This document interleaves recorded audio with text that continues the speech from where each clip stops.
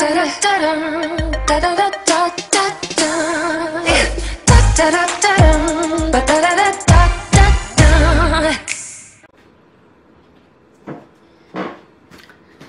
guys, I know it's a huge topic that's been going around about whether or not people are going to get food stamps for March.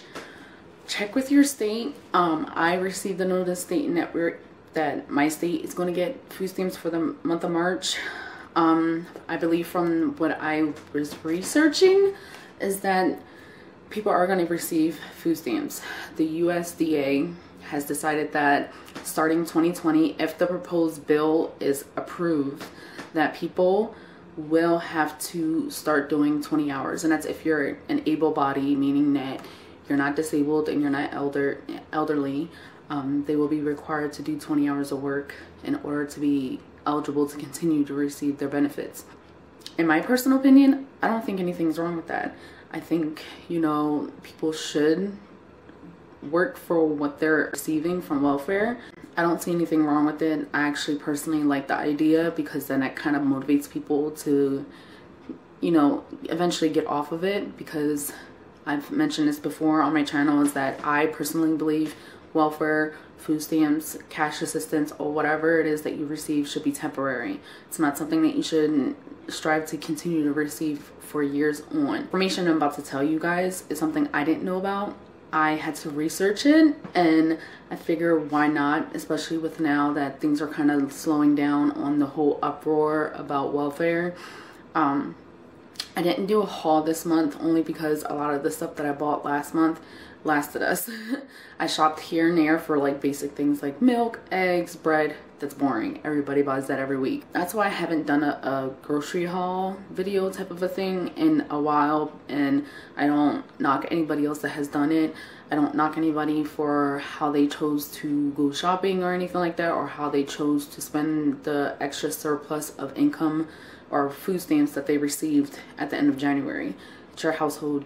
You do what you want to do. If you enjoy these kind of videos where you're learning more about welfare, or you're on welfare yourself and you want to know more about it, the more I know, the more I'll tell you guys. So give this video a thumbs up, subscribe if you haven't already, hit the notification bell, and you'll be notified whenever I upload a video. I've been doing some research.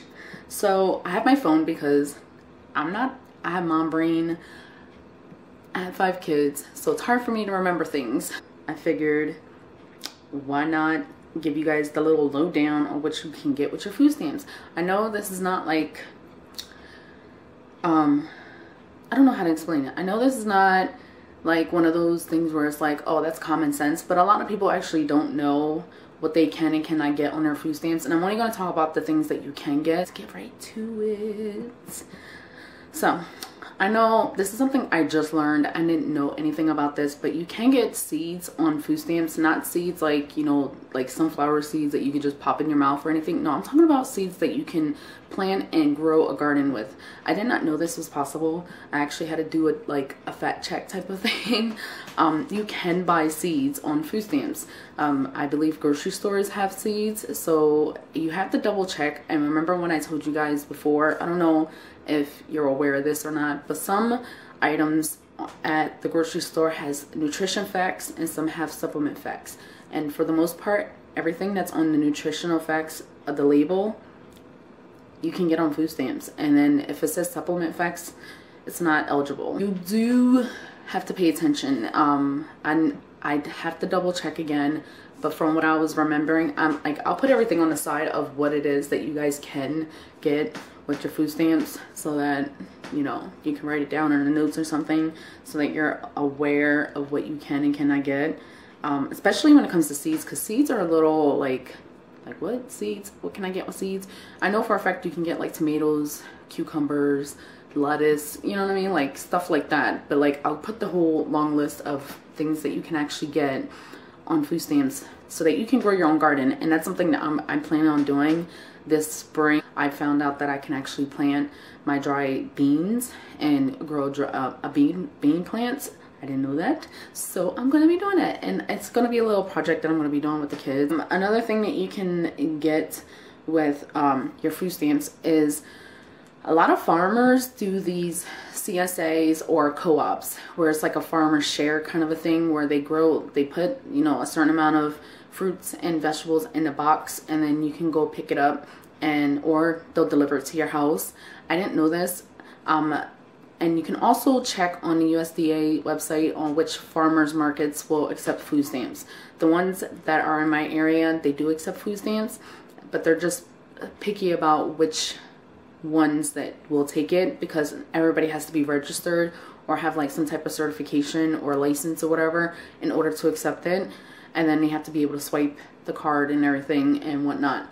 But I didn't know that you can actually participate in co-shares, in co-ops or CSAs. I didn't know that was possible. And then there's actually, in my area, there's actually 2 farmers who actually sell their products directly to the consumer.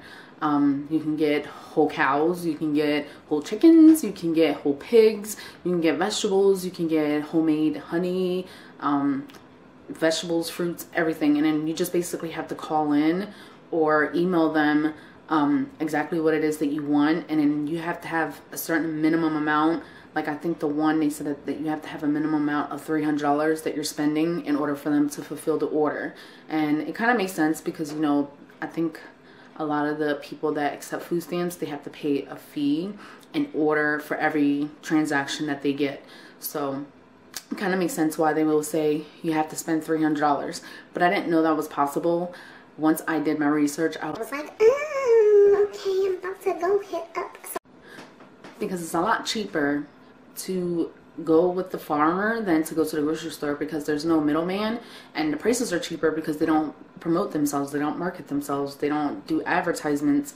So their costs they charge for you to be able to buy from them, it's a lot cheaper than going to the grocery store. So the way I found it was by searching for farmers markets that accept EBT near me, and then I also looked up CSA or farmer co-ops that accept EBT near me, and that's how I was able to find information. And you should be able to find it too if you're in the area that they allow it. And there's most likely one in your area that will actually deliver to you as well. The kids just walk in the door, so if you hear any noise in the background, it's the kids. Another thing that you can get on your food stamps, you can get food delivered. And I didn't know that. I didn't know that you were able to like do Instacart. You can get Instacart. You can do Swanson, I believe it's called. Don't quote me on that. Again, I will have all the information on the side so that you guys can see for yourself. You could do peapod.com, which is kind of like Instacart, but it's a little different. You could do Walmart pickup. You can do Giant Foods. So I also believe you can do Costco, and if you do Costco online, you don't have to have a membership. So make sure you check with your grocery store, especially if you're disabled or if you are an elder and you don't have any forms of transportation and it's just easier for you to have the food delivered to you. I will look into those options. They don't charge, I don't believe they charge for those on EBT. You just have to call and check, but I know for a fact that Instacart does in fact accept EBT. Another thing that I didn't know about this, but you can actually get gift baskets. Not like the gift baskets that you see with like the bear or anything like that, but you can get gift baskets like the ones that have like the cheese and the meats. As long as it has a whole bunch of food in it, you can get it. And I didn't know that. So a lot of the stuff that you probably seen out for Valentine's Day recently that had a whole bunch of candy in it, you could have got those for your kids. I didn't know that. But maybe for next time when there's Easter coming up, there's also like anniversaries and birthdays and graduations. Be on the lookout for a gift basket, maybe if you want to, and you can actually get it on your food stamps. I didn't know this. And then the last thing that you can actually get on your food stamps, which I didn't know either. I don't know why I didn't think this was an option, but it should have been like common sense. Because if you think about it, you can get pumpkins on food stamps. I know everybody sees them on the stands and everything. I think because in our minds we're probably thinking it's like a decoration instead of something that you can actually consume. But pumpkins is a squash. It is a vegetable, so you can get pumpkins during the fall time. I know it's not like convenient now because it's like winter time, but I'm just saying, like, I figure I put it in there because, you know, some things people don't know, like I didn't know. So all this time I could have been getting pumpkins. And then there's the one last like little bonus thing that I wanted to add in here. It was like getting cash in exchange for using your food stamps. And I knew about this, but I just didn't think to put it out there for some people. I know it was in the comments section. I know a lot of people were posting it in the comments about using coupons, but there's actually an app. I think there's two apps. One is called Checkout 51 and another one is called iBalta. And if you use your EBT, if you go on the app and you load the coupon on there, you don't get the money off of your bill, but instead you'll get money to go into your account, and then once you reach to a certain amount of money, you can redeem them for PayPal payments, gift cards, whatever it is that you want. So that's in a way you can get money back. And when you use your EBT, it's an option that you have out there that you're able to use. So yes, I wanted to throw that in there as like an extra bonus on what you can use your EBT for. But I know it's not for everybody, but for some people out there that are skimming by on a budget can utilize this information. So if you find this to be very helpful and you made it to the end of this vlog, give this video a thumbs up. And if you want to see more about this, because I know for a fact that I'm going to have more information about it, subscribe, hit the notification bell so that when I do upload, you'll get a notification about it and you won't ever miss out. I hope you guys have a great day. Bye.